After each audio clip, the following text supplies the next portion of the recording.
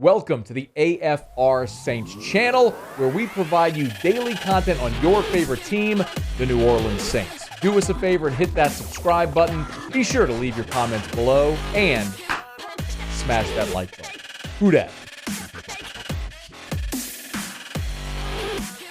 The Saints are maximizing their visits right now. Remember, every team can formally bring in 30 prospects to their facility. You can formally host 30 prospects pre-draft. Now, you can meet with any prospect at the Combine or at Senior Bowl or at their pro days or any of that sort of stuff. But to fly them in, to host them at your facility, to work them out, to wine them, dine them, all that sort of stuff, you can do that with a max of 30 players. So you have a limited number, right? You have to be selective with the players you're going to bring into your facility. You certainly wouldn't bring in a player and take on that expense and that time and invest the resources in it if you had no interest whatsoever in drafting the player. That would be a hell of a smokescreen, an expensive smokescreen.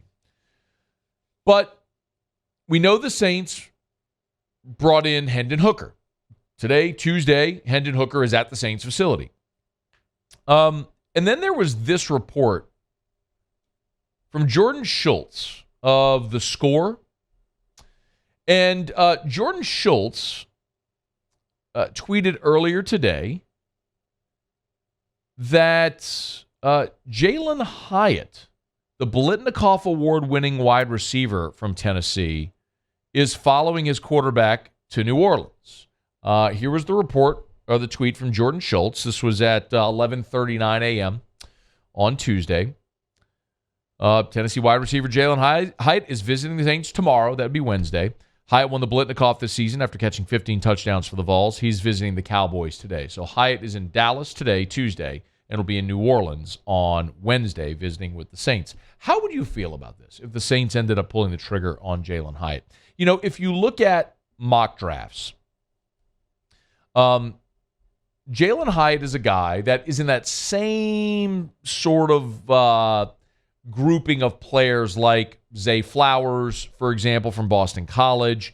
A guy that very likely could hear his name called at the end of round one.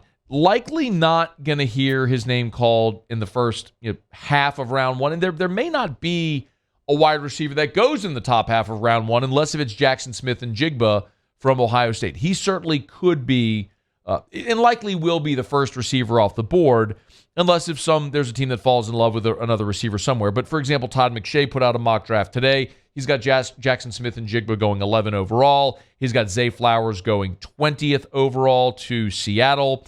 Quentin Johnson from TCU going 22. So you can kind of see that's where that clumping of receiver talent might go, is mid-late 20s. Jordan Addison from wide receiver from USC, of course, won the Biletnikoff 2 years ago at Pitt. They have him going 27 to Buffalo.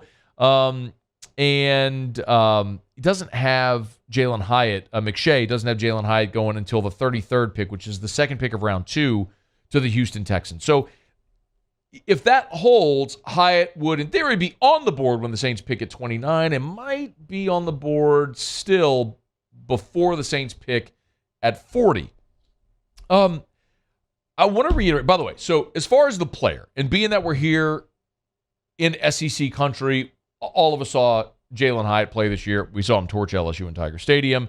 He had a magnificent season and was a true deep threat and worthy of the Biletnikoff. He was magnificent for Tennessee. Had 67 catches for over 1,200 yards. So you're talking about a dude that averaged nearly 20 yards a reception. He was the big home run hitter, deep threat guy for Tennessee. If you add that guy to this Saints team, I'm for it.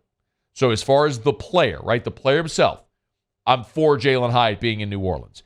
At almost 6'1", a burner, take the top off of defense. That's not really what Chris Olave is, and I don't know that the Saints have truly had that since they traded Brandon Cooks. So you'd love to, and maybe Rashid Shaheed can be that guy, but smaller guy, came from a smaller school. Hyatt, there's far less questions about his ability to be that guy. When you look at the Saints receiver room, though, right now, there is still space for another receiver. I would say they still have to add another receiver. Because if I look at the Saints wide receiver depth right now. There's one guy. There's literally only one player in that Saints receiver group right now that I trust and I say, I know what I have, and that's Chris Olave. Now, there's other things that we could make a prognostication or bet on the come, but like Michael Thomas. If Michael Thomas is healthy and can play 17 games, I have a general idea of what I'm going to get from Michael Thomas because I saw Michael Thomas at the beginning of the season last year show flashes of being Michael Thomas, like he did in the game against the Falcons in week 1 on the road. So I know I have a good player there in Michael Thomas if he's healthy. What I don't know is if he's going to stay healthy. Rashid Shaheed. Rashid Shaheed last year caught 34 balls for 488 yards. His first touch as an NFL player went for a touchdown. And boy, he was fun to watch late in the season when he was getting targets. How does the NFL adjust to Rashid Shaheed? That's something we'll find out this year. I think he's going to be good, but we haven't seen him stack good years on top of each other, so there's a question mark.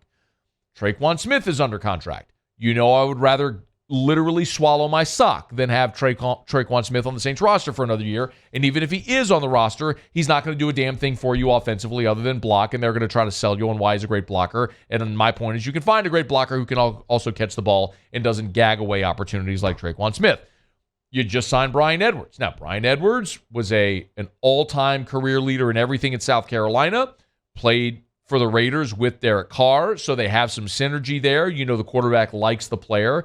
But this is also a guy that has never been a consistent threat in the pass game. And then there's guys like Kirk Merritt and Keith Kirkwood and Kawan Baker. So I guess my point is in reading through that, there's a lot of guys that I could make a very positive case for. Chris Olave, Michael Thomas, Rashid Shaheed, Bryan Edwards, some of those young guys. But I could also make the case against them being productive players. So I look at receiver and go, you got to add someone else to that room. And if someone like Jalin Hyatt is available at 40, if you get a defensive lineman, the best defensive lineman you can at 29, then I would be willing to take best player, any position at 40, provided the Saints stay there. If it's a receiver, if it's a tight end, if it's an offensive lineman, if it's a safety, I could be good with damn near anything at 40 as long as you address defensive tackle at 29. So if Jalin Hyatt's on the board at 40 and they pull the trigger, I'm doing backflips because I think you get great value there and you get a true game breaker over the top, which the Saints haven't had here since they traded Brandon Cooks to New England. Jalin Hyatt visiting the New Orleans Saints facility on Tuesday as we are inching closer to the draft. That could be a big one with both Hendon Hooker and Jalin Hyatt visiting in consecutive days. Hey, thanks so much for watching. Please leave your comments. I love to interact, and be sure to hit the red subscribe button below.